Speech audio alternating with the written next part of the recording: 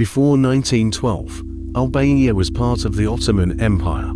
For 5 centuries, there was no Albanian state, no Albanian bank, no Albanian money. In the markets people used whatever was available. Ottoman piastres, Venetian coins, Greek drachmas, Austrian florins. Money was always someone else's. On November 28, 1912, Ismail Kamali stood up in the coastal city of Vla and declared Albanian independence. The Ottoman Empire was falling apart.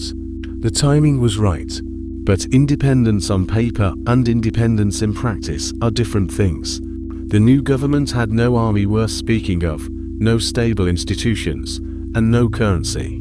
Foreign coins kept circulating as if nothing had changed. For 13 years after independence, Albania remained a country without its own money. That changed in 1925. King Zog, who had fought his way to the presidency through a combination of political skill and ruthlessness, understood that a functioning state needs a functioning currency. With financial backing from Italy, he established the National Bank of Albania, and in February 1925, the lek was officially introduced. 1 lek equaled 100 kindaka. It was the first Albanian currency in history. The name was not chosen by accident. Lek is the Albanian nickname for Alexander the Great. Albanians have long felt a cultural connection to him, a pride in that ancient identity. They put his name on their money. On the coins they placed the double-headed eagle, the same symbol that had represented Albanian identity for centuries, taken from the banner of the national hero George Kastrioti, known to the world as Skanderbeg. A year later, Zogu went further. He declared himself King Zog I. He tied the lek to a gold standard, had silver and gold coins minted, some with his own profile.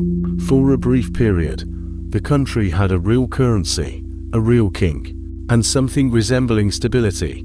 It lasted 14 years. On April 7, 1939, Italian warships appeared off the Albanian coast. Mussolini had decided that Albania would become part of his empire. King Zog fled the country with his wife and his 3-day-old son. He never returned. Within days, Albanian resistance collapsed and the country was absorbed into Italy. The Italians did not abolish the lek. That would have been too direct. Instead they tied it to the Italian lira at a fixed rate of 6 points to 5 lek to 1 lira, and they reminted the coins. The double-headed Albanian eagle was replaced with an Italian one. It was a small change, but in a country where that eagle meant everything, everyone understood what it meant. When Germany occupied Italy in 1943, German forces moved into Albania as well. The country passed from one occupier to the next without pause. The lek survived technically, but it meant very little.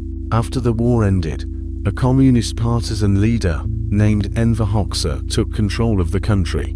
What followed was one of the most extreme experiments in isolation that the modern world has ever seen. Hoxha broke with Yugoslavia, then with the Soviet Union, then with China. By the 1970s, Albania had no meaningful allies anywhere on earth. It stood completely alone, surrounded by a wall of its own making. Inside this sealed country, the lek became something strange.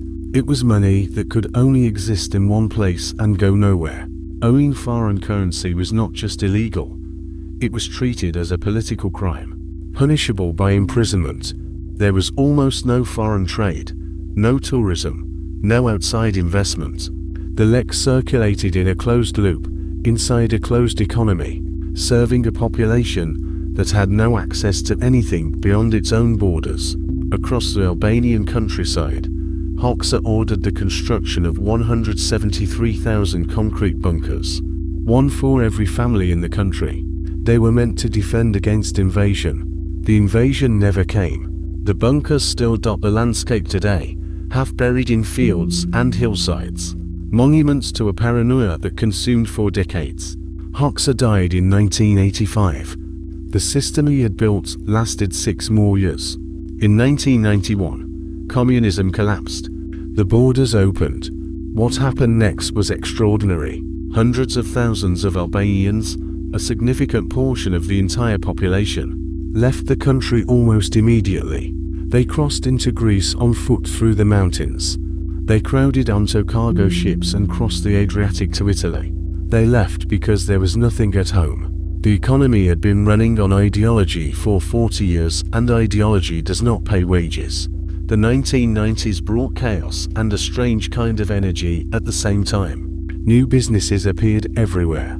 Streets that had been empty and grey began to fill with noise and commerce. But the institutions that should have regulated all of this did not exist. Albania had no real banking system, no financial oversight, no culture of investment, because there had been nothing to invest in for a generation. Into this vacuum came the pyramid schemes. Across the country, companies began offering extraordinary returns, 30%, 40%, sometimes more, per year. For people who had just emerged from decades of poverty, it seemed like the miracle of capitalism. Farmers sold their land, families sold their houses, workers handed over their life savings. The government watched and said nothing, because some officials were participants. By early 1997, the largest schemes had collapsed. Billions of dollars vanished. An estimated 2/3 of Albanian families had lost money. For many, it was everything they had. The country did not absorb this quietly. Armed uprisings broke out across Albania, starting in the south and spreading north. Protesters attacked government buildings. Military weapons depots were looted. An estimated 550,000 weapons, including military-grade firearms, ended up in civilian hands within weeks. The government of Soli Berisha fell. The country descended into a state that was close to civil war. Foreign nationals were evacuated. International forces eventually deployed to restore order. In those months, the lek was worth almost nothing. People who still had money held it in foreign currency, hidden away. Albania stabilized. It took time, and it took international assistance. But the country pulled back from the edge. A new government was elected. Institutions were built, slowly and imperfectly. The economy began to grow. Today €1 buys roughly 100 lek. The Bank of Albania operates as a modern central bank, managing inflation, setting interest rates, maintaining stability.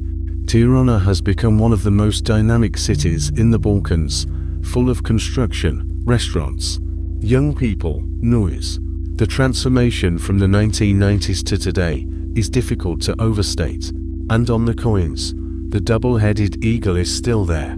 The same eagle that has been on Albanian currency since 1925.